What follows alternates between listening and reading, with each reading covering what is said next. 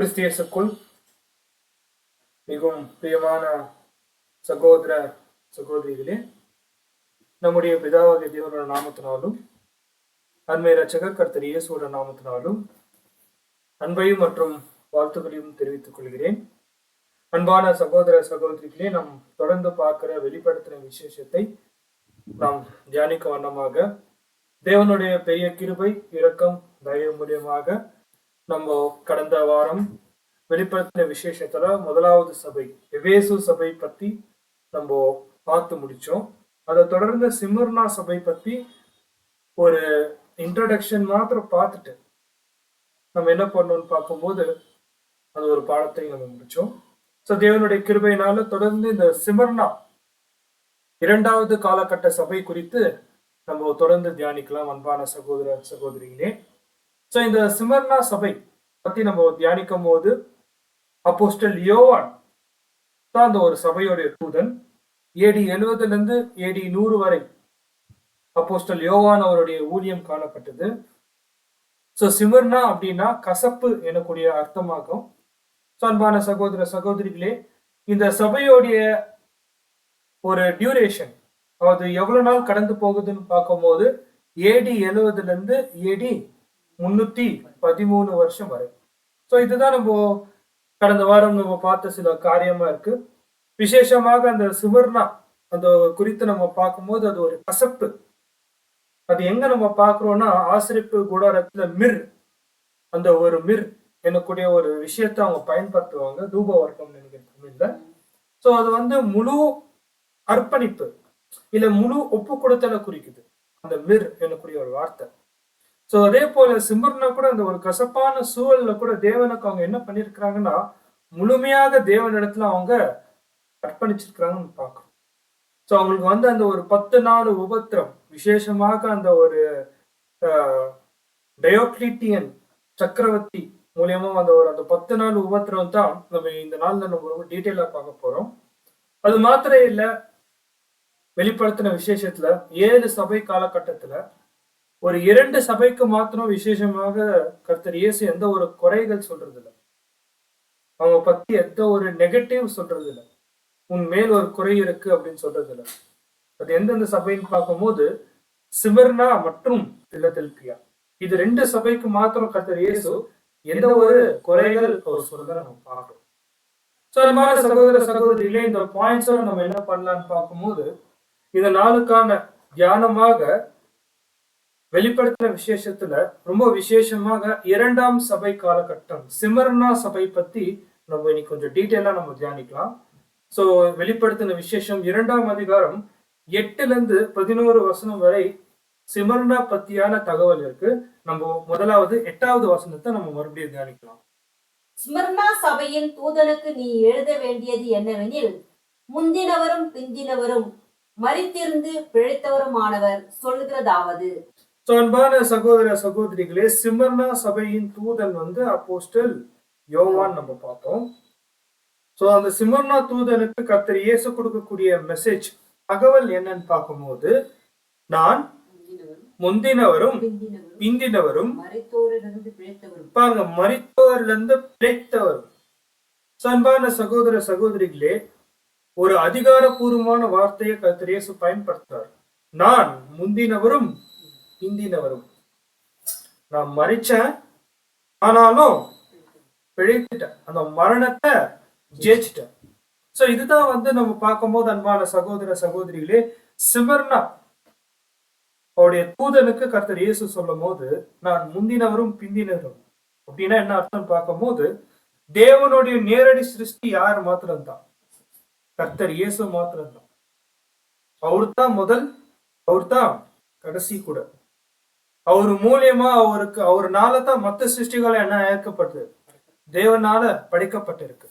So இந்த இடத்துல பார்க்கும்போது சகோதரர் ஒரு முக்கியமான பாயிண்ட்ஸ் அவங்க கொடுக்குறாங்க. விசேஷமா கர்த்தர் இயேசுவை பத்தி சுவிசேஷ புஸ்தகத்துல மற்றும் அப்போஸ்தல் பவுல் அவங்க எப்படி கர்த்தர் இயேசுவை அட்ரஸ் பண்றாங்க, இந்த முந்தினவரும் பிந்தினமும் அப்படின்னு சொல்லும் போது பாருங்க, ஒரே பேரான குமாரன், இந்த வார்த்தை ரொம்ப முக்கியம். ஒரே பேரான குமாரன் அப்படின்னா என்னன்னா ஒன்லி பிகாட்டன் சன் அவர் ஒருத்தர் தான். அவர் ஒருத்தர் தான்.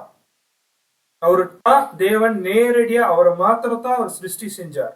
அவர் மாத்திரத்தான் முதல், அவர் மாத்திரத்தான் முடிவு. ஸோ இந்த ஒரு அக்கௌண்ட், இந்த ஒரு வார்த்தையை நம்ம பார்க்கும்போது, ஒருவேளை இந்த ஒன்லி பிகாட்டன் சன் எனக்கூடிய வார்த்தையை எடுத்து பார்த்தோம்னா, அப்போஸ்டல் யோவான் 5 முறை சொல்லியிருக்கார் ஒரே பேரான குமாரன். அப்போஸ்டல் பவுல் ஒரு வாட்டி சொல்லியிருக்காரு. பாருங்க, நிறைய வசன பகுதி இருக்கு. நம்ம தேவையான வசனம் நம்ம வாசிக்கலாம். நான் சொல்ற வசனம் ஃபர்ஸ்ட் நான் என்னென்ன வசனம் நான் சொல்லிடுறேன். யோவான் 1ஆம் அதிகாரம் 14வது வசனம், யோவான் 1ஆம் அதிகாரம் 18ஆம் வசனம், யோவான் 3ஆம் அதிகாரம் 16ஆம் வசனம், யோவான் 3ஆம் அதிகாரம் 18ஆம் வசனம், 1 யோவான் 4ஆம் அதிகாரம் 9ஆம் வசனம் மற்றும் எபிரியர் 11ஆம் அதிகாரம் 17ஆம் வசனம். நம்ம ஒரு வசனத்தை வாசிக்கலாம். யோவான் 3:16, ஜான் 3:16. தேவன் தம்முடைய ஒரே பேரான குமாரனை, பாருங்க, தேவன் தம்முடைய ஒரே பேரான குமாரனை. இது என்ன குறிக்குதுன்னா ஒன்லி பிகாட்டன் சன். எபிரியர் 11ஆம் அதிகாரம் 17ஆம் வசனம் வாசிக்கலாம். எபிரியர் 11:17. மேலும் விசுவாசத்தினாலே அபிரகாம் தான் சோதிக்கப்பட்ட போது ஈசாக்கை பலியாக கொடுத்தான். 17, 11:17. ஸோ 11:17 நான் இங்கிலீஷ்ல வாசிக்கிறேன். முன்ன பின்ன போயிடுச்சான்னு தெரியல. Hebrews 11:17.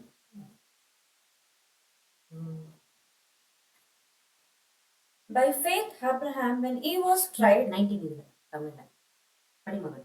offered up Isaac, and he that had received the promises offered up his only begotten son.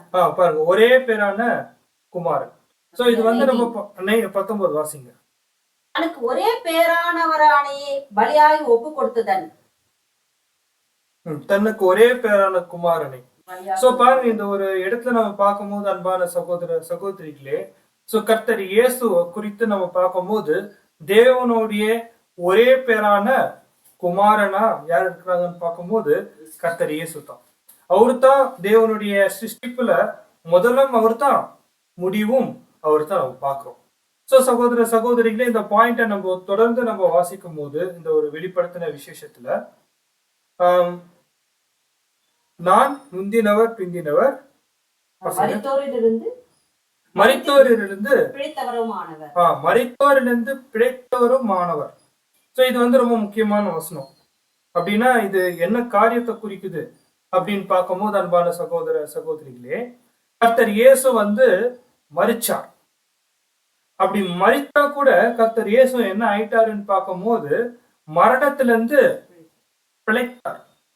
மரணத்திலிருந்து பிழைத்தார். சோ இது ஒரு பாயிண்ட் தான் ரொம்ப முக்கியம். மரிச்சிட்டாரு, மரணத்திலிருந்து பிழைச்சிட்டாரு. சோ இந்த ஒரு விஷயத்தை நம்ம கவனிக்கும் போது கர்த்தர் இயேசுவோடைய மரணம் எப்படி இருந்தது, கர்த்தர் இயேசுவோடைய மரணத்தை குறித்து நம்ம தியானிக்கும் போது அது ஒரு கோரமான மரணம். அது வந்து சிலுவை மரணம் வந்து ஒரு கோரமான மரணம். ஆனா அந்த மரணத்துல கர்த்தர் இயேசுவோடைய உண்மைத்துவம், தேவனோட சித்தத்தை உண்மைத்துவமா ஒரு முடிச்சிருந்தனால தான் அவருடைய மரணம் எப்படி ஆயிடுச்சுன்னா உயிர்த்தெழுதல்ல எப்படி ஆயிடுச்சுங்க. ஒரு திவ்ய சுபாவத்துக்கு அவர் உயிர்த்தெல்ல கூடிய அந்த ஒரு முதலாம் உயிர்த்தெழுதல் அவர் என்ன ஆயிட்டாரு, பங்கு உள்ளவரா மாறிட்டாரு. அப்படின்னா சிமர்னால இருக்கக்கூடிய சபைக்கு, சிமர்னால இருக்கக்கூடிய பரிசுத்தவானுக்கு கர்த்தர் இயேசு சொல்லக்கூடிய காரியம் என்ன, ரொம்ப முக்கியமான பாயிண்ட் என்னன்னா, நான் மரித்த, நான் எப்படி உயிர் தெழுதனோ அதே போல நீங்களும் மரிப்பீங்க, நீங்களும் என்ன ஆவீங்க, உயிர் தெழுவீங்க. இதுதான் பாயிண்ட் அன்பான சகோதர சகோதரிகளே. அப்படின்னா சிமர்னா பட்டணத்துல, அதாவது சிமர்னா சபையில இருக்கக்கூடிய பரிசுத்தவானுக்கு கர்த்தர் இயேசு சொல்ற விஷயம் என்னன்னா, நான் தான் முதல், நான் தான் கடைசி. தேவன் எனக்கு எல்லா அதிகாரமும் கொடுத்திருக்கிறார். ஒருவேளை நீங்க போகக்கூடிய இந்த ஒரு பாதை, இல்ல நீங்க கஷ்டப்படக்கூடிய இந்த ஒரு என்ன சொல்றது பாதையில எவ்வளவு கஷ்டம் வந்தாலும் உங்களுக்கான எல்லா கேள்வியும் பதிலா யார் இருக்கிறா? நான் தான். ஏன்னா நான் மரித்தேன், நான் உயிர் தந்துட்டேன். அன்பான சகோதர சகோதரிகளே, இந்த இடத்துல கர்த்தர் இயேசு சிமர்னால இருக்கக்கூடிய பரிசுத்தவான்களுக்கு என்னென்ன நேரிடும்னு முன்னாடியே கர்த்தர் இயேசு அறிந்து புரிந்து அவங்க எவ்வளவு உபத்திரத்துக்குள்ள போறாங்க தெரிஞ்சுட்டு ஒரு ஆறுதலான வார்த்தை என்ன சொல்றாருன்னா, நானும் உங்களை போலத்தான் மரிச்சேன், ஆனா மரித்துட்டு மரித்த நிலையிலே நான் இல்ல, மரக நான் உயிர் தெழுந்துட்டேன். மறுபடியும் எனக்கு என்ன வந்துச்சு? ஜீவன் வந்துடுச்சு. அதனால இந்த இடத்துல நான் என்ன சொல்றேன்னா, அன்பான சகோதர சகோதரிகளே, சிவர்னால இருக்கக்கூடிய பரிசுத்தவான்களே, பயப்படாதீங்க. நான் உங்களை கவனிக்கிறேன். நான் உங்களை கவனிக்கிறேன். சோ இதுதான் நம்ம பார்க்கக்கூடிய முதல் பாயிண்டா காணப்படுது அன்பான சகோதர சகோதரிகளே. இரண்டாவது விஷயம் நம்ம பார்க்கலாம். வெளிப்படுத்தல் 2ஆம் அதிகாரம் 9ஆம் வசனத்தை நம்ம குறித்து பார்க்கலாம். உன் கிரியைகளையும் உன் உபத்திரவத்தையும் நீ ஐஸ்வர்யம் உள்ளவனாய் இருந்தும் உனக்கு இருக்கிற தரித்திரத்தையும் தங்களை யூதர் என்று சொல்லியும் யூதராய் இராமல் சாத்தானுடைய கூட்டமாய் இருக்கிறவர்கள் செய்யும் தூஷணத்தையும் அறிந்திருக்கிறேன். பாருங்க, இந்த இடத்துல நம்ம கவனிக்கிற பாயிண்ட் என்னன்னு பார்க்கும்போது, I know thy works. I know thy works. I know. எனக்கு தெரியும் அப்படின்னா கர்த்தர் இயேசு வந்து என்ன பண்றாருன்னு பார்க்கும்போது, பர்சனலா தனிப்பட்ட விதத்துல சிமர்னால இருக்கக்கூடிய பரிசுத்தவான்கள் அவர் கவனிக்கிறார். ஐ நோ, உங்களுடைய கிரியைகள் எனக்கு தெரியுது, நீங்க படுற உபத்திரம் எனக்கு புரியுது, நீங்க விசுவாசத்துல ஒரு நல்ல போராட்டத்தை போராடுறீங்க, உங்களுக்கு சோதனை மாத்திரம் இல்ல, சிட்டையும் உபத்திரமும் ஏன் மரணமே நேரிடுது, அதை நான் பார்க்கிறேன். ஐ நோ தை ஒர்க்ஸ், உங்களுடைய விசுவாசத்தின் கிரியையை நான் பார்க்கிறேன், அதனால வரக்கூடிய உபத்திரவங்களையும் நான் என்ன பண்றேன், கவனிக்கிறேன் அப்படின்னு கர்த்தர் இயேசு சொல்றாரு. ஏன்னு பார்க்கும்போது பாருங்க, இந்த ஒரு சிமர்னா சபை வந்து ரொம்ப விசேஷமான சபை. ஏன்னு பார்க்கும்போது எபேசு சபையில வந்து அப்போஸ்தலன் பவுல் தூதனா இருந்து அவருடைய சுவிசேஷ ஊழியத்தை எங்க மாத்திரத்தான் அவர் செயல்பட்டாரு. யூதர்கள் மத்தியில அப்படியே ஒரு சின்ன அளவுக்கு புறஜாதிகள் மத்தியில தான் அவருடைய ஊழியம் காணப்பட்டுச்சு. ஆனாலும் அங்கேயும் என்ன இருந்துச்சுன்னு பார்க்கும்போது ஒரு உபத்திரம், ஒரு கஷ்டம், இல்ல சில பேரை வந்து ரத்த சாட்சியா மறிக்கக்கூடிய சூழல் கூட இருந்துச்சு. ஆனா இப்ப சுவிசேஷம் 2ஆம் சபை காலத்துல யோவான் தூதனா இருக்கும் போது அது என்ன ஆயிடுச்சுன்னு பார்க்கும்போது முழு ரோம பேரரசு முழுவதுமா ஒரு பெரிய அளவுல பரவ ஆரம்பிக்கும் போது என்ன நடக்குதுன்னா, எவ்வளவு சுவிசேஷம் வந்து பெரிய அளவுல பரப்பப்படுதோ அவ்வளவு அந்த அளவுக்கு அங்க இருக்கக்கூடிய பரிசுத்தவான்களுக்கு மிகப்பெரிய ஒரு பர்சிக்யூஷன், மிகப்பெரிய ஒரு பிரச்சனை, பாடுகள், உபத்திரவங்கள் அங்க இருந்தது நம்ம பார்க்கிறோம். சோ இந்த ஒரு பாயிண்ட நம்ம பார்க்கும்போது அன்பான சகோதர சகோதரிகளே, ரொம்ப ப்ரூட்டலா, அதாவது ப்ரூட்டல் என்னக்கூடிய வார்த்தை வந்து ரொம்ப பயங்கரமான வார்த்தை இங்கிலீஷ்ல, ப்ரூட்டல். அந்த அளவுக்கு வந்து என்னன்னா ஒரு கோரமான ஒரு உபத்திரவம் யாருக்கு நேரடிச்சு போகும்போது, அந்த ஒரு கொடூரம் யாருக்கு சம்பவிச்சுன்னு பார்க்கும்போது இந்த சிமர்னா சபையில இருக்கக்கூடிய பரிசுத்தவான்களுக்கு பெரிய அளவுல, அதாவது மாஸ்கே ரொம்ப பெரிய அளவுல வந்து சிமர்னால இருக்கக்கூடிய பரிசுத்தவான்கள் நடந்துச்சு.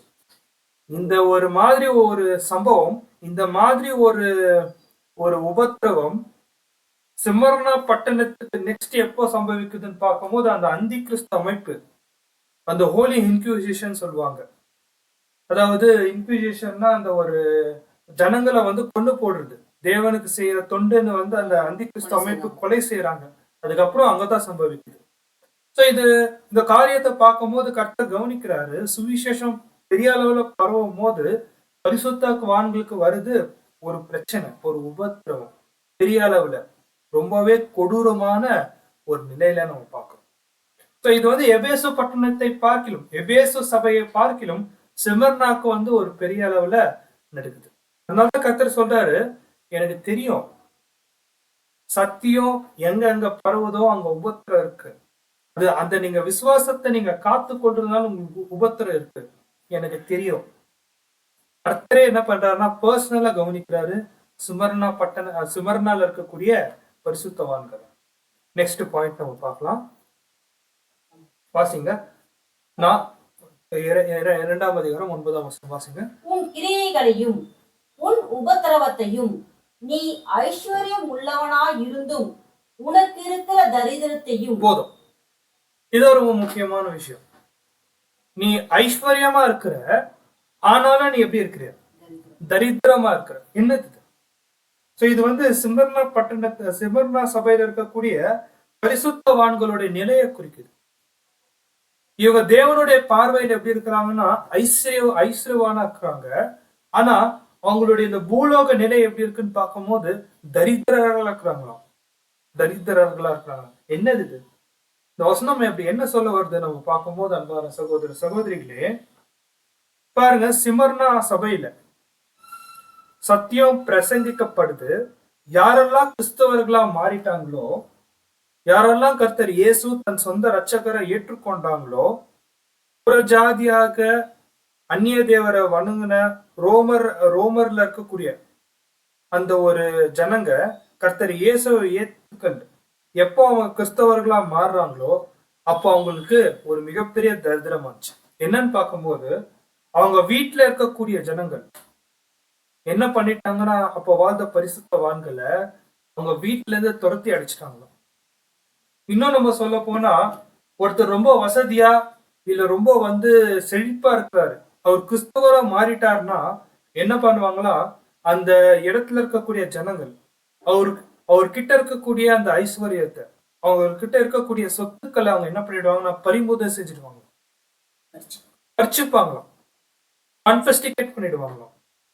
அப்படின்னா இந்த பூமியில சிமர்னா சபையில இருக்கக்கூடிய பரிசுத்தவான்களுடைய வாழ்க்கை எப்படி இருந்துச்சுன்னு பார்க்கும்போது, யாரெல்லாம் கர்த்தர் இயேசுவை ஏற்றுக்கொண்டாங்களோ அவங்க வீட்டுல அவங்களை என்ன பண்ணிடுவாங்கன்னா ஒரு புறக்கணிக்கப்பட்ட சூழல். ஒருவேளை அவங்க உண்மையாலே ஒரு எப்படி இருக்கிறாங்க, வசதியா இருந்தா கூட அவங்களோட சொத்துக்களை இழக்கக்கூடிய சூழல். காரணம் என்னன்னா, ஒரே காரணம், அவங்க கர்த்தர் இயேசுவை ஏற்றுக்கின்றான். அதனாலதான் இங்க குறிப்பிட்டு சொல்றாரு, தேவனுடைய பார்வையில அவங்க எப்படி இருக்கிறாங்க, ஐஸ்வர்யனா இருக்கிறாங்க.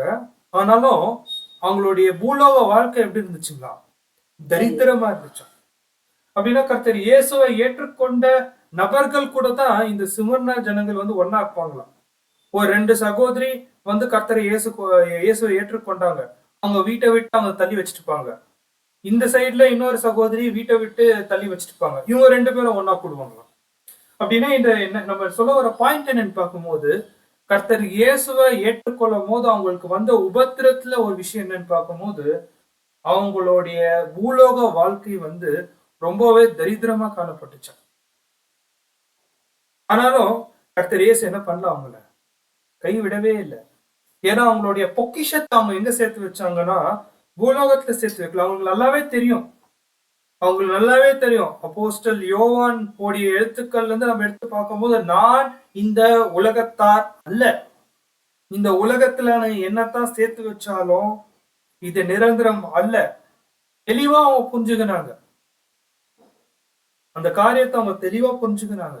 அவங்களுடைய பொக்கிஷம் எல்லாம் எங்க சேர்த்து வச்சாங்கன்னா பரலோகத்துல சேர்த்து வச்சாங்க. பேசுறது ரொம்பவே எப்படி இருக்குன்னு பார்க்கும்போது எளிமையா இருக்கு. ஆனா நம்ம மத்தியில கூட சில சகோதர சகோதரிகளை நம்ம பாக்குறோம். நான் சத்தியத்தை ஏற்றுக்கொள்ளும் போது நான் ரொம்ப ஐஸ்வர்யமான இருந்தேன், என் குடும்பமே என்னை ஒதுக்கி வச்சுச்சு, ஒரு நல்லது கெட்டதுக்கு என்னை சேர்த்துக்க மாட்டேங்கிறாங்க. நம்ம முன்னாடி பரிசுத்தவான்கள் இருக்கிறாங்க, அவங்க நிக்கிறாங்க, யாருமே வேண்டாம், இந்த உலகத்துல நமக்கு யாருமே வேண்டாம், கர்த்தர் இயேசு போதும், அவர் தான் எல்லாமே இருக்கிறார். அன்பான சகோதர சகோதரிகளே, சில வாக்குத்தத்த வசனம் பாருங்க உங்களுக்கு. 1 தீமோத்தேயு 6:18 நம்ம வாசிக்கிறோம் அவங்களுடைய ஐஸ்வர்யம் எப்படி இருக்குன்னு.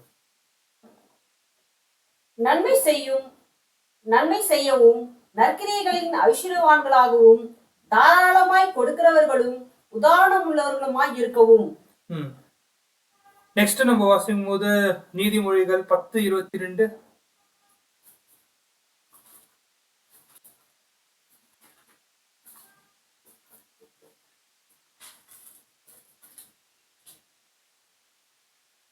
கர்த்தரின் ஆசீர்வாதமே ஐஸ்வர்யத்தை தரும். பாருங்க, கர்த்தரின் ஆசீர்வாதமே ஐஸ்வர்யத்தை தரும். அதனோடு அவர் வேதனையை கூட்டார். ஆமா. நெக்ஸ்ட் யாக்கோப்பு 2:5, ஜேம்ஸ் 2:5.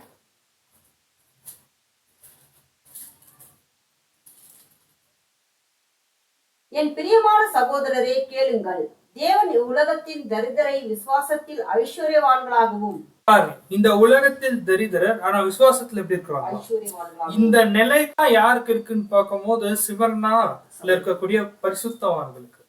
பாருங்க, ஒரு பாயிண்ட் நம்மளுடைய மூத்த சகோதரர் அவர் கொடுக்குறாரு. Their temporary poverty is the cross. Their spiritual prosperity is the crown. அப்படின்னா அவங்களுடைய பூலோக தரித்திரம் அவங்களுக்கு ஒரு சிலுவை தான். அது கஷ்டம் தான். அதை மேற்கொள்ளணும்னா அவ்வளவு சுலபம் இல்லை. ஆனா அவங்களுடைய ஆவிக்குரியமான வளர்ச்சி முதிர்ச்சி வந்து அவங்களுடைய தலைக்கு எப்படி இருக்கு? ஒரு கிரீடமா காணப்படுது. அன்பான சகோதர சகோதரிகளே, இது வந்து சிமர்னாக்கு வந்து விசேஷமாக தேவன் கொடுக்கக்கூடிய ஆசீர்வாதம். அவங்க பூலோகத்துல அவங்க எப்படி இருந்தாங்கன்னா அவங்க வாழ்க்கை தரித்திரமா இருந்தாங்க. ஆனா தேவனுடைய பார்வையில விசேஷமாக ஆவிக்குரிய விஷயத்துல அவங்க எப்படி இருந்தாங்கன்னு பார்க்கும்போது அவங்கள போல ஐஸ்வர்யவான்கள் யாருமே இல்லை. சோ இதுதான் நம்ம பார்க்கும்போது ரொம்ப பியூட்டிஃபுல்லான பாயிண்ட். சிமர்னா பத்தி நம்ம கவனிக்கிறோம். அடுத்த பாயிண்ட் நம்ம வாசிக்கலாம். தங்களை யூதர் என்று சொல்லியும் யூதராய் இராமல் சாத்தானுடைய கூட்டமாய் இருக்கிறவர்கள் செய்யும் தூஷணத்தையும் அறிந்திருக்கிறேன். இது ரொம்ப முக்கியமான வசனம். தங்களை யூதர்கள் என்று சொல்லியும் அவங்க யூதர்கள் இல்ல, சாத்தானுடைய கூட்டத்தாரா அவங்க மாறிட்டாங்க. சினகாக் ஆஃப் சேட்டன் அப்படின்னு வசனம் சொல்லுது. அப்படின்னா இன்னும் ஒரு பாயிண்ட், அவங்க யூதர்கள் சொல்லி அவங்க யூதர்கள் இல்லையா? இது எந்த காலத்தை பத்தி பேசக்கூடிய வசனம்? இது 2ஆம் சபை காலத்துல பேசக்கூடிய வசனம். அப்படின்னா யூதர்களுடைய அந்த ஒரு காலம் முடிஞ்சிச்சு. எப்போ AD 36ஆம் ஆண்டு கொர்நேலியு உள்ள வந்தாரோ புறஜாதிக்கான வாய்ப்பு துவங்கிடுச்சு. அதே போல அப்போஸ்தல் பவுலோட ஊழியத்துக்கு பிறகு அப்போஸ்தல்கள் உலகத்துல வேற வேற இடத்துல போயிட்டு அவங்க பிரசங்கிக்க துவங்கிட்டாங்க. அப்படின்னா இந்த வெளிப்படுத்தின விசேஷத்துல இந்த 2ஆம் சபை காலத்துல யூதர்கள் எங்க தந்து வந்தாங்க? யார் இந்த யூதர்கள் அப்படின்னு நம்ம ஒரு கேள்வி கேட்கும் போது வெளிப்படுத்தின விசேஷத்துல இது ஒரு அடையாள பாஷையா காணப்படுது. இங்க யூதர்கள் அப்படின்னு சொல்லும் போது இவங்க யூதர்கள் கிடையாது. அப்படின்னா இவங்க யார்? இங்க கூட்டமா இருக்கிறாங்க, யூதர்கள் சொல்றாங்க, ஆனா யூதர்கள் இல்லை. அப்படின்னா இந்த வசனம் எதை குறிக்குதுன்னு பார்க்கும்போது அன்பான சகோதர சகோதரிகளே, சபையோடைய ஆரம்ப காலத்துல 1ஆம் சபை 2ஆம் சபை, அதாவது 1ஆம் சபை முடிந்து 2ஆம் சபை துவங்கும் போது 1ஆம் சபையிலேயே அந்த அந்தி கிறிஸ்து அமைப்பு கொஞ்சம் கொஞ்சமா உருவாச்சு. இப்ப 2ஆம் சபை காலத்துல அதோடைய வளர்ச்சி இன்னும் அதிகமா துவங்கிச்சு. அப்ப என்ன நடக்குதுன்னா பாருங்க, ஃபர்ஸ்ட் ஆஃப் ஆல் வந்து இந்த ரோமர்கள்னால பரிசுத்தவான்களுக்கு உபத்திரம், இது ஒரு பக்கம். 2வது பக்கம் யூதர்கள் சொல்லி ஆனா இவங்க யூதரா இல்லைன்னா இவங்க யார குறிக்குதுன்னா இவங்க கிறிஸ்தவர்களை குறிக்குது. ஆன்டிடிபிக்கல் ஜூஸ், தி ஸ்பிரிச்சுவல் இஸ்ரேலைட் கூட சொல்லலாம். அப்படின்னா இவங்க கிறிஸ்தவர்கள் தான் 2ஆம் சபை காலகட்டத்துல கிறிஸ்தவர்கள் போல இவங்க இருக்கணும். ஆனா இவங்க யாரா இல்லை கிறிஸ்தவர்கள். எப்படி யூதர்கள் ஒரு மாயமால யூதர்களா இருந்தாங்களோ இவங்க கிறிஸ்தவர்கள் தான், ஆனா கிறிஸ்தவர்கள் போல இவங்க இல்லை. மாறாக இவங்க எப்படி ஆயிட்டாங்கன்னு வசனம் சொல்லுதுன்னா சினகாக் ஆஃப் சேட்டன், சாத்தானுடைய கூடுகை கூட்டம். அன்பான சகோதர சகோதரிகளே, அப்படின்னா இந்த வசனம் என்ன சொல்றது? உண்மையான சபைய சிவனால இருக்கக்கூடிய பரிசுத்தவான்கள் இந்த பூமியிலேயே அவங்க நிறைய உபத்திரத்தை ஒரு பேகன், அதாவது ஒரு அந்நிய ஜனத்தார்னால இவங்க கஷ்டப்படும் போது உள்ளுக்குள்ளவே சபைக்குள்ளவே என்ன ஆயிடுச்சுன்னு பார்க்கும் போது அந்தி கிறிஸ்து ஆவிக்குள்ள இருக்கக்கூடிய ஜனங்கள் இன்னமும் இவங்களை தூஷணமா பேசி கஷ்டப்படுத்தி இவங்களை என்ன பண்றாங்கன்னு பார்க்கும்போது உபத்திரவத்தை இன்னும் உபத்திரவமா இவங்க மாத்துறாங்க.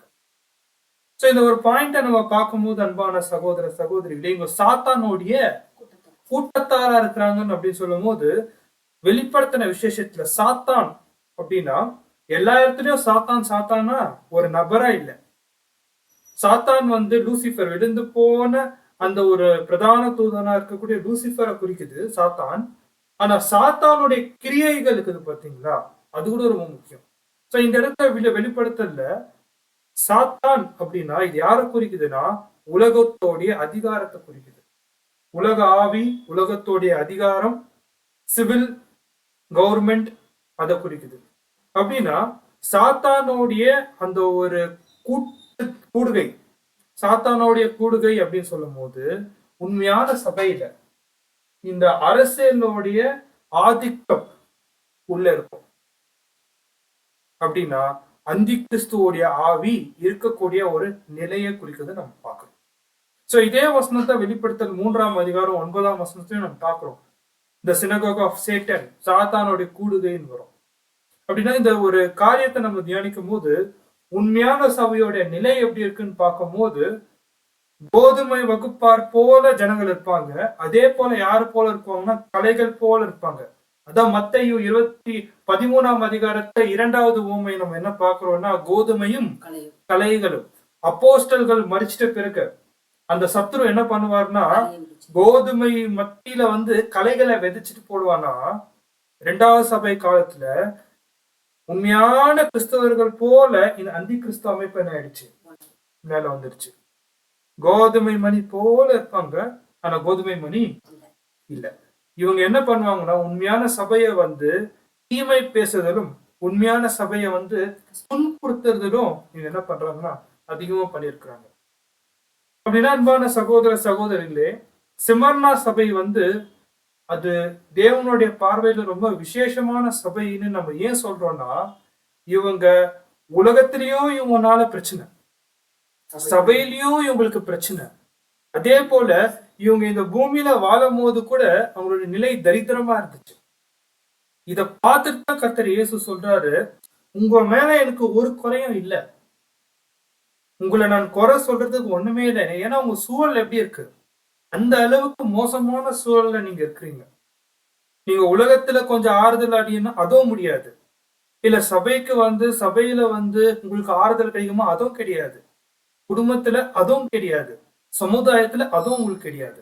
ஆக மொத்தத்துல உங்களோட நிலை எப்படி இருக்குன்னு பார்க்கும்போது ரொம்பவே பரிதபிக்கக்கூடிய ஒரு நிலை. ஆனாலும் உங்களுடைய கிரியை எனக்கு நல்லாவே தெரியும்.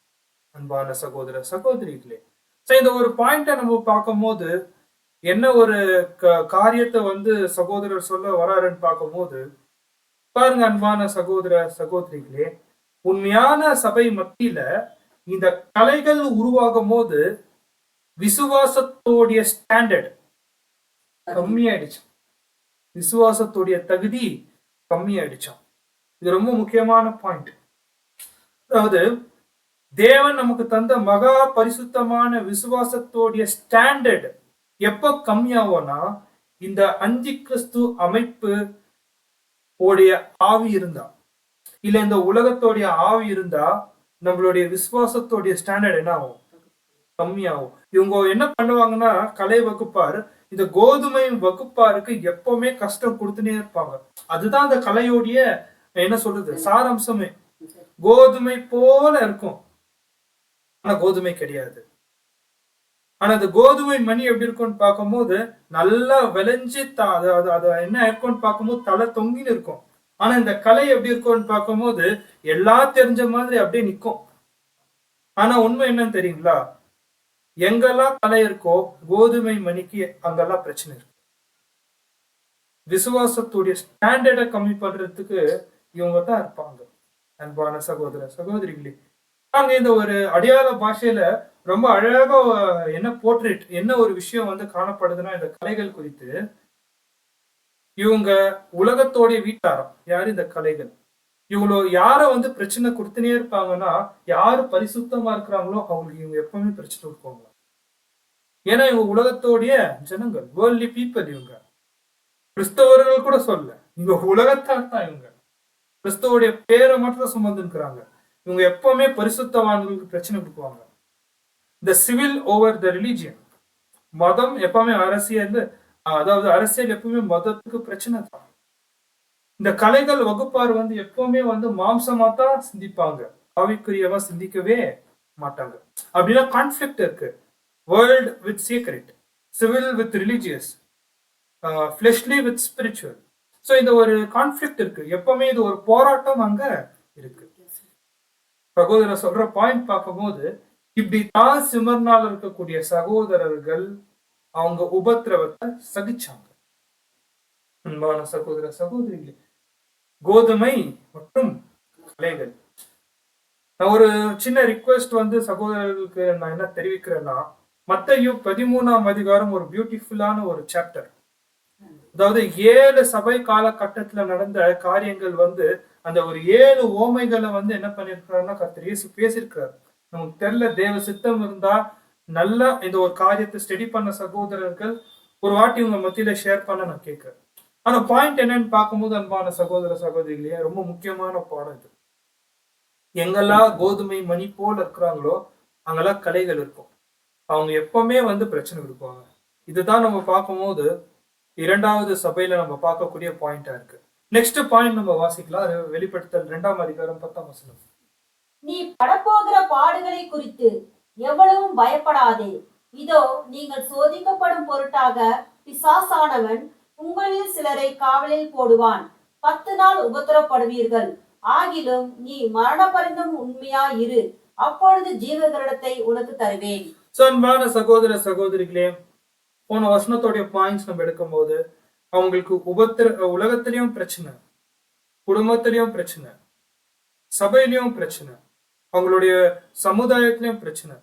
சிமர்னா சபைக்கு இந்த மாதிரி சூழல கர்த்தர் இயேசு அறிந்தவரா புரிந்தவரா இருக்கும் போது ஒரு மெசேஜ் தர என்னன்னா, பயப்படாதே.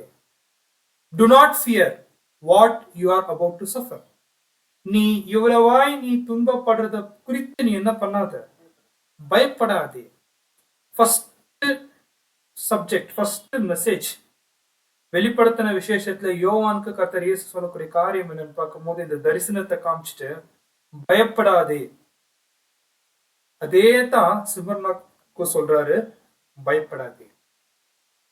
பயம் இத குறித்து நம்ம தியானிக்கும் போது இந்த பயப்படாதே அப்படின்னு சொல்லக்கூடிய மெசேஜ் இது ஒரு யூனிவர்சல் மெசேஜ். யாருக்குன்னா எல்லா காலகட்டத்துல வாழக்கூடிய பரிசுத்தவான்களுக்கு. வெறும் இது சிமர்னாக்கு மாத்திரம் இல்ல, லெவதோக்கியாலையும் பிரச்சனை வரும், பயப்படக்கூடிய சூழல் வரும். ஆனா பயப்படாதே. ஏன்னா பயம் ஒரு கரப்டிங் எமோஷன்னா அதாவது நம்மள சோர்வுக்குள்ள கொண்டு போகக்கூடிய ஒரு மனநிலை தான் என்னன்னு பார்க்கும்போது பயம். ஒரு பாயிண்ட் சகோதரர் குறிப்பிடும் போது ரொம்ப பியூட்டிஃபுல்லா இருந்துச்சு. அதாவது நீ போகக்கூடிய பாதை ஒரு மிகப்பெரிய பந்தய பொருளை பெற்றுக்கொள்றதுக்கு தான். நமக்கு தேவன் கொடுத்திருக்கிற பந்தய பொருள் ரொம்ப பெருசு, நமக்கு கிடைக்கக்கூடிய பிரைஸ் ரொம்ப பெருசு. ஆனா நீ போகக்கூடிய ரோட பார்த்து நீ பயப்படாத, போய் சேர்ந்த அந்த ஒரு பந்தய பொருளை நீ நோக்கி பார்த்தனா இந்த ரோடு உனக்கு எப்படி இருக்காது, ஒரு பெரிய விஷயமா இருக்காது. அன்பான சகோதர சகோதரிகளே, உண்மைதான். இந்த பாதை நமக்கு பயப்படக்கூடிய சூழல் உருவாகும். ஆனா அதை குறித்து நீ என்ன பண்ணாத, பயப்படாத. கண்டிப்பா இந்த ஒரு பாதையில உபத்திரவங்கள் உண்டு, பயப்படாத. ஏன்னா தேவன் அந்த உபத்திரவத்தை தேவன் உனக்கு அனுமதிக்கிறார்னா இது அவருக்கு நல்லாவே முன்னாடி தெரியும் நம்ம எந்த ஒரு பாதையில கடந்து போனோம்னு. ஆனாலும் அனுமதிக்கிறார்னா ஒரு நல்ல அனுபவத்தை கற்றுக்கொள்றதுதான். ஒருவேளை இந்த உபத்திரவம் நம்மளுக்கு கிடைக்கலன்னா கண்டிப்பா என்ன நடக்காது, நம்ம அந்த அனுபவத்தை கத்துக்க மாட்டோம். அந்த பந்தய பொருளுக்கும் நமக்கு அந்த ஒரு விலை எவ்வளவுன்னு தெரியாது.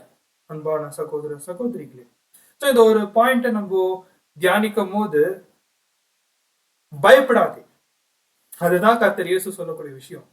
உனக்கு வரக்கூடிய அந்த உபத்திரவத்தை பார்த்து நீ பயப்படாத. ஸோ சகோதரர் ஒரு பாயிண்ட் என்ன கொடுக்குறாருன்னா, ஒரு ஜான் லூயிஸ் அப்படின்னு ஒரு மனுஷன் உடைய வார்த்தையில எங்க பயம் போதோ அங்க விடுதலை உருவாகுமா.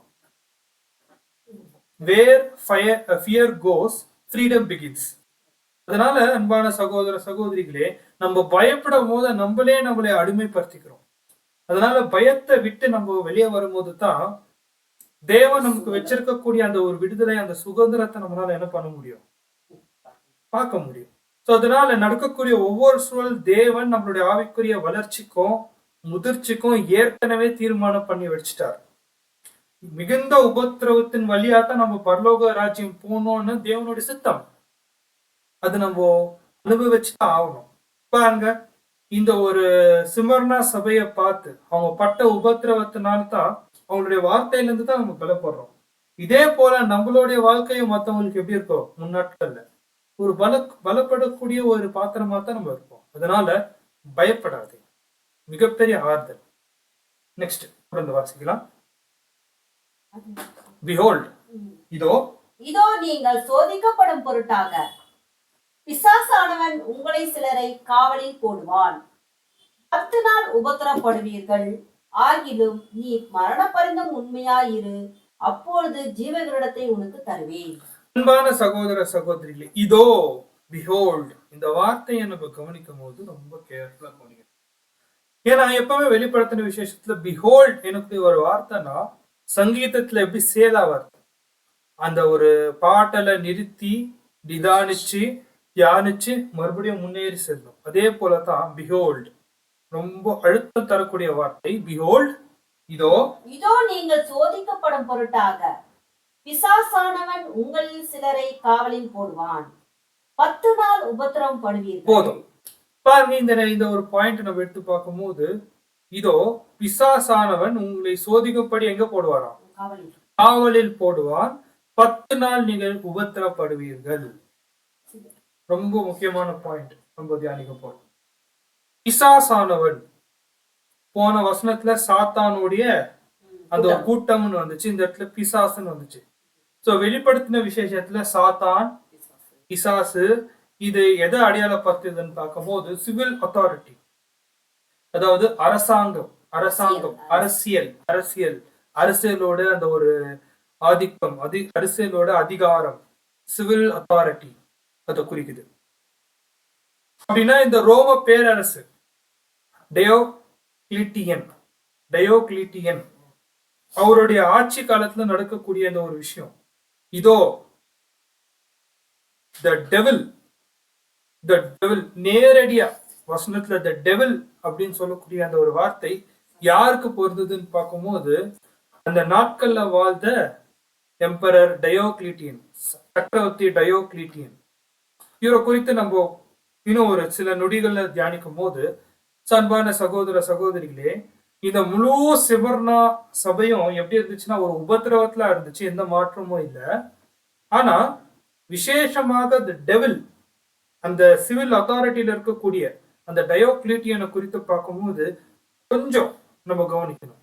ஏன்னா இவரை குறித்து நம்ம பார்க்கும்போது அந்த 2ஆம் சபை காலம் முழுவதும் உபத்திரம் இருந்தாலும் இவர் ஆட்சி செஞ்ச அந்த ஒரு 10 வருஷம் ரொம்பவே பரிசுத்தவான்களுக்கு ஒரு உபத்திரம் கொடுத்த ஒரு காலம். உபத்திரவம் ஒருவேளை நமக்கு பரிசுத்தவான்கள் உபத்திரவம் பட்டாங்க அப்படின்னா நமக்கு சிந்தனையில என்ன தோணுது? எப்படி உபத்திரம் பட்டிருப்பாங்க? சிங்கத்தை வாயிலிருந்து போடுறது, அதாவது மிருகத்தை வச்சு சாகடிக்கிறது, கத்தியால வெட்டுறது, இப்படிதான் நமக்கு பொதுவா தோணும். ஆனா இந்த வெளிப்படுத்தின விசேஷத்தை தியானிக்கக்கூடிய ஒரு சகோதரன் இதை எப்படி இமேஜின் பண்ண சொல்றாருன்னா, அந்த ஒரு எம்பரர் டயோக்ளிட்டியன் பக்கத்துல இன்னொரு நபரோட போட்டோ போட்டிருக்கிறோம், ஹிட்லர். ஏன் நம்ம இவரோட போட்டோ போட்டிருக்கிறோம்னா, ஒருவேளை ஹிட்லரை நீங்க பாருங்க, அந்த ஹிட்லர் ஹாலோகாஸ்ட்ல எப்படி சாகடிச்சார், யூதர்களை எப்படி சாகடிச்சார்னு ஒருவேளை உங்க மனசுல சிந்தனையில வந்துச்சுன்னா, இதே போலதான் எம்பரர் டயோக்ளிட்டியனும் யாரை சாவச்சிருக்காங்க, பரிசுத்தவான்களை சாவச்சுக்கிறாங்க. ஹிட்லர் யூதர்களை சாவடிச்சார் பாத்தீங்களா, அதே போலதான் இந்த எம்பரர் டயோக்ளிட்டியன் யாரை சாகடிச்சுக்கிறாருன்னு பார்க்கும் போது பரிசுத்தவான்களை சாகடிச்சுக்கிறார். ரொம்ப புரூட்டலா, ரொம்ப கொடூரத்தின் உச்சகட்டமா யார் சாகடிச்சுக்கிறாருன்னு பார்க்கும்போது எம்பரர் டயோக்ளிட்டியன். அந்த 10 வருஷம் உண்மையாலே அந்த பரிசுத்தவான்களுக்கு சோதனை. வசனம் நேரடியா த டெவில் அப்படின்னு சொல்லக்கூடிய நபர் யாருன்னு பார்க்கும்போது இந்த எம்பரர் டயோக்ளிட்டியன். அந்த 10 வருஷம் எப்போனா 303 ஏடில இருந்து 313 ஏடி. எப்படிலாம் பரிசுத்தவான்களை யோசனை பண்ணி சாவடிக்க முடியுமோ அப்படிலாம் யோசனை பண்ணி இந்த மனுஷன் சாகடிச்சுக்கிறார். The identifiable devil of this verse is the emperor Diocletian, one of the great monster among the Roman Empire. வார்த்தை பாருங்க, இவர் மிகப்பெரிய பேயம். இந்த ரோம பேரரசுல ஒரு மான்ஸ்டர் யாருன்னு பார்க்கும்போது இந்த எம்பரர் டயோக்ளிட்டியன்னா நம்மளால யோசிக்கவே முடியாது பரிசுத்தவான்களை எந்த அளவுக்கு சாகடிச்சிருக்கிறாங்க.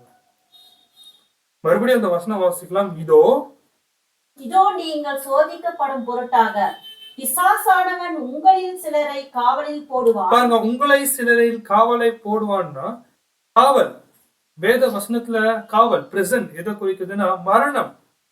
அப்படின்னா உங்களில் சில பேரை சாகடிச்சிடுவாங்க, மரணத்துக்குள்ள அமைச்சிடுவாங்க.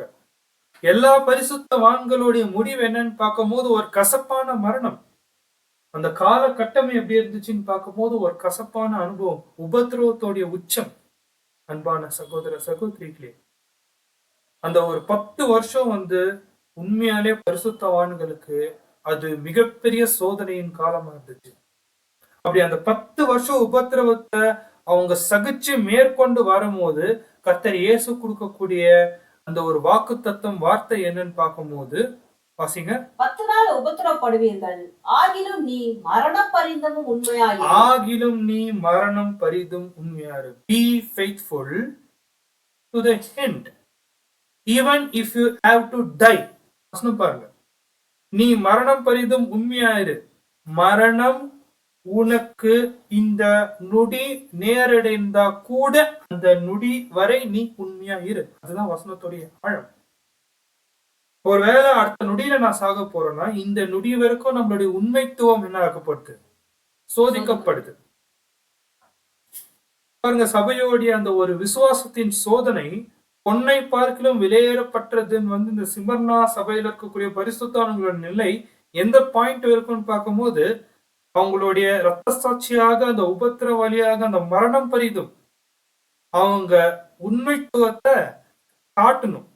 அப்படி உண்மைத்துவத்தை காட்டக்கூடிய பரிசுத்தவான்களுக்கு கர்த்தர் சொல்லக்கூடிய வாக்குத்தத்தம் என்னன்னா வாசிக்கலாம். அப்பொழுது ஜீவ கிரீடத்தை உனக்கு நான் தருவேன். The crown of life.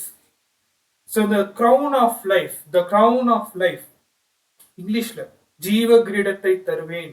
இது இங்கிலீஷ்ல டயக்லாட்ல எப்படி இருக்கும்னா the crown of the life. வார்த்தை கொஞ்சம் ரொம்ப வேற மாதிரி வருது. the crown, the life, the crown, the life அப்படின்னா இது ரொம்பவே கனம் கொடுக்கக்கூடிய வார்த்தை. the crown, the life அப்படின்னா சகோதர சகோதரிகளே, கர்த்தர் இயேசு வாக்குத்தத்தம் பண்ண அந்த ஜீவன் எந்த ஜீவன் பார்க்கும்போது இருக்கிற ஜீவன்ல ஒரு உயர்ந்த ஜீவன், அழியாமைய தேவன் என்ன பண்ண போறாரு, அவங்களுக்கு என்ன பண்ண போறாரு, அந்த திவ்ய சுபாவத்தை அவங்க என்ன பண்றாருன்னா அது தராரு. ஒரு பாயிண்ட் நம்ம பிரதர்ஸ் கொடுக்கும் போது the crown, the life, இதுக்கு என்ன ஒரு வார்த்தை குறிக்குதுன்னா, நம்ம பொதுவா இந்த ஜீவ கிரீடத்தை தருவார் அப்படி சொல்லும் போது ஒரு பொன்னான செஞ்ச கிரீடம் நம்ம நினைச்சுக்கிறோம். ஆனா அது கிரேக்க வார்த்தையில நம்ம உன்னிட்டு பார்த்தா அது ஒரு ரீத்தா. ரீத்துன்னு என்ன தெரியுங்களா? யாருன்னா செத்துட்டா என்ன பண்ணுவாங்க, ரீத்து அந்த ரவுண்டா இருக்கும், பொன் மாலையில செஞ்ச ஒரு ரீத்து. ஆனா இது அந்த மாதிரி ரீத் கிடையாது. ரீத் த விக்டர்ஸ் ரீத் அப்படின்வாங்க. அதாவது இவங்க யாருக்கு இந்த ஒரு ரீத் தருவாங்கன்னா ஒரு அத்லெட்டிக், அதாவது ஒரு ஸ்போர்ட்ஸ்ல இருக்கக்கூடிய ஒரு வீரனோ வீராங்கனையோ அவங்க ஜெயிச்சிட்டாங்கன்னா, அதாவது அவங்களுடைய ஜெயம் எப்படி இருக்கணும்னு பார்க்கும்போது வரலாற்றை பிரேக் பண்ணும், ஹிஸ்டரிய பிரேக் பண்ணும், ரெக்கார்டை பிரேக் பண்ணும். அப்படி ரெக்கார்டை பிரேக் பண்றவங்களுக்கு என்ன பண்ணுவாங்கன்னா விசேஷமா இந்த ரீத்தை தருவாங்களாம் அவங்களுடைய தலையில வைக்கிறதுக்கு. Be faithful until the point of death. I will give the victor's wreath of life. Victor's wreath, இதுதான் நம்மளோட பைபிள் ஸ்டூடெண்டோட லோகோ. அன்பான சகோதர சகோதரி, ஏன் ரீத்துன்னு பார்க்கும்போது இது சாதாரண ரீத் இல்ல, இது ஹிஸ்டரி பிரேக் பண்ணவங்களுக்கு மாட்ட கொடுக்கக்கூடிய ரீத். வரலாற்றை யார் உடைக்கிறாங்களோ அவங்களுக்கு கொடுக்கக்கூடிய ரீத். சிமர்னா சபையில வாழ்ந்த பரிசுத்தவான்கள் வரலாற்றை பிரேக் பண்ணவங்க, ஜீவ கிரீடத்தை பெற்றுக்கொண்டவங்க. இதே தான் இப்ப நம்ம கையில இருக்கு. ஒருவேளை நம்ம be faithful, நீ உண்மையா இருந்த, இதோ நான் உனக்கு தர அந்த ஜீவ கிரீடம் சொல்லும் போது, அந்த ரீத்தை நம்ம வாங்கும் போது அது என்ன குறிக்குதுன்னு பார்க்கும் போது, இவங்க தான் ஜெயம் கொண்டவர்கள். The victory in the greatest race of history. அவங்களுக்கு குத்த ஓட்டத்துல இவங்க என்ன பண்ணிட்டாங்கன்னு பார்க்கும்போது எல்லா ரெக்கார்டும் பிரேக் பண்ணிட்டாங்க. அதனால இவங்களுக்கு தர நான் ஜீவ கிரீடம். அன்பான சகோதர சகோதரிகளே, இந்த ஒரு பாயிண்ட் என்ன குறிக்குதுன்னா, விசுவாசத்துடைய உண்மைத்துவத்தை முழுமையா சோதிக்கப்பட்டு யார் இந்த ஜீவ கிரீடத்தை பெற்றுக்கொண்டாங்களோ அவங்க ஹிஸ்டரியை பிரேக் பண்ணிட்டாங்க. இதுதான் இந்த வெளிப்படுத்தின விசேஷத்துல நம்ம பார்க்கும்போது, ஜீவ கிரீடத்தை தரேன். இவங்க முற்றிலும் ஜெயம் கொண்டப்பட்டவர்கள். இவங்களுக்கு திவ்ய சுபாவத்தை தருது தப்பே இல்லை. மற்ற ஜனங்களை பார்க்கிறோம், இவங்க ஒரு லெவல் இவங்க மேல சாதிச்சாங்க, இவங்க சாதிச்சுட்டாங்க, இவங்கள மாதிரி வராது. அன்பான சகோதர சகோதரிகளே, இதுதான் சிமர்னா சபையில நடந்த காரியம். சிமர்னா சபையில இருக்கக்கூடிய பரிசுத்தவான்களுக்கு, நீ மரணம் பரிந்தும் உண்மையாரு, நான் உனக்கு அந்த ஜெயம் கொண்ட அந்த ஒரு தீரத்தை உனக்கு தரேன். அன்பான சகோதர சகோதரிகளே, இதுதான் நம்ம பார்க்கக்கூடிய பாயிண்டா இருக்கு. இதுதான் பைபிள் ஸ்டூடெண்டோடைய லோகோ. நீ மரணம் பரிந்தும் உண்மையாரு, நான் உனக்கு ஜீவ கிரீடத்தை தரேன். No cross, no crown. Next point நம்ம பார்க்கும்போது, வெளிப்படுத்தின விசேஷம் 2ஆம் அதிகாரம் 11ஆம் வசனத்தை நம்ம வாசிக்கலாம். தேவ ஆவி சபைக்கு சொல்கிறதாவது, காதுள்ளவன் கேட்க கடவன். ஜெயம் கொள்கிறவன் 2ஆம் மரணத்தினால் சேதப்படுவதில்லை என்று எழுது. ரொம்ப சிம்பிளான வார்த்தை, நேரடியான வார்த்தை. யார் ஒருவன் ஜெயம் கொள்றாங்களோ அவங்களுக்கு 2ஆம் மரணத்தினால சேதப்பட மாட்டாங்க. ஏன்னா அவங்க தான் திவ்ய சுபாவத்துக்கு போறதுனால அவங்களுக்கு ரிவார்டே என்ன, இம்மார்டாலிட்டியா இருக்கிறதுனால அவங்க எதுக்குள்ள போக மாட்டாங்க, 2ஆம் மரணத்துக்கு போக மாட்டாங்க. அன்பான சகோதர சகோதரிகளே, சிமர்னா சபையில இருக்கக்கூடிய பரிசுத்தவான்களை பத்தி நம்ம தியானிச்சோம். லவோதோக்கியா காலத்துல வாழ்கிற பரிசுத்தவான்களுக்கு என்ன பாடம்? அவங்களுடைய வாழ்க்கை ஒரு மிகத்திர உபத்திரம், ஒரு தரித்திரமான சூழல், ரோம சக்கரவர்த்தினால உபத்திரவப்பட்டு ஏன் அவங்க என்ன ஆயிட்டாங்க, ரத்த சாட்சியாக மறிக்கிற ஒரு சூழலா இருந்துச்சு. அவங்களுடைய காலத்துக்கு மறிச்சு ஜெயம் கொண்டாங்க. இப்ப நமக்கு என்ன பாடம்னா, இந்த சிமர்னா சபையில இருக்கக்கூடிய பரிசுத்தவான்களுடைய விசுவாசத்தின் போராட்டம், அவங்க எப்படி ஜெயம் கொண்டு நின்னார்கள் நம்ம பார்த்துட்டோம். மரணமே நேரிட்டாலும் கர்த்தர் இயேசுக்காக அவங்க நினைந்த நம்ம கவனிச்சோம். இந்த விசுவாசம் யாருக்கு இருக்கணும்? இப்போ இந்த காலத்துல இருக்கக்கூடிய பரிசுத்தவானுக்கு இருக்கணும். ஏன்னா நம்மளுடைய மரணம் எப்படி இருக்குன்னு நமக்கு தெரியாது. ஒருவேளை 2ஆம் சபையில அவங்க ரத்த சாட்சியம் மறிக்கணும் தான் வசனம் இருக்கு, தீர்க்க தரிசனம் இருக்கு, நிறைவேறிச்சு. ஆனா நம்மளுடைய சபையில, நம்மளுடைய சபை காலகட்டத்துல என்ன நேரிடும் நமக்கு தெரியாது. ஒருவேளை நம்மளுடைய மரணம் எவ்வாறாக நேரிட்டாலும் ஒரே ஒரு பாயிண்ட் தான், B faithful until the point of death. நீ மரணம் பரிதும் உண்மையா இரு. சோ இதுதான் நம்ம பார்க்கும் போது, அன்பான சகோதர சகோதரிகளே, சிமரனா அந்த கசப்பான அனுபவத்துல அந்த பரிசுத்தவான்களுடைய வாழ்க்கையில இருந்து எடுக்கக்கூடிய பாடமா இருக்கு. இதுல ஒரு விஷயம் நம்ம கவனிக்கணும். இந்த வெளிப்படுத்தின விசேஷம் 2ஆம் அதிகாரம் 3ஆம் அதிகாரத்துல, நான், கர்த்தர் இயேசு சொல்றாரு, நான் உன்னை பார்க்கிறேன், எனக்கு உன்னை தெரியும். நான் நான் நான் கர்த்தர் இயேசு சொல்றாரு. இது ஒரு 50 வாட்டி சொல்றாரு சபை பத்தி. நீங்க எதுவுமே எனக்கு சொல்ல தேவையில்ல, நான் உங்களை அறிகிறேன். இங்கிலீஷ்ல ஐ, the word I, Jesus Christ நேரடியா ஒரு ரிமார்க் பண்றாரு, நேரடியா தலையிடுறாரு. பர்சனலா கவனிக்கிறாரு உங்களுடைய மனவாட்டியோட செலெக்ஷனுக்கு. எனக்கு தெரியும் நீ யார், ஐ நோ அப்படின்னு சொல்லும் போது 50 முறை இது என்ன ஆகுதுன்னு பார்க்கும்போது வேதத்துல பதிவாகுது. ஆகையால கர்த்தர் இயேசு நம்மளை எப்பவுமே இப்படிதான் பார்த்துட்டு இருக்கிறாரு, உத்து பார்த்துட்டு இருக்கிறாரு. ஒவ்வொரு குத்து விளக்கு கிட்ட அவர் தனித்தனியா போயிட்டு, எனக்கு தெரியும் மகளே மகனே நீங்க எந்த ஒரு அனுபவத்துக்குள்ள போறீங்கன்னு. ஒரு வசனத்தை நம்ம குறித்து தியானிக்கும் போது நமக்கு விசுவாசம் அதிகமாகணும்.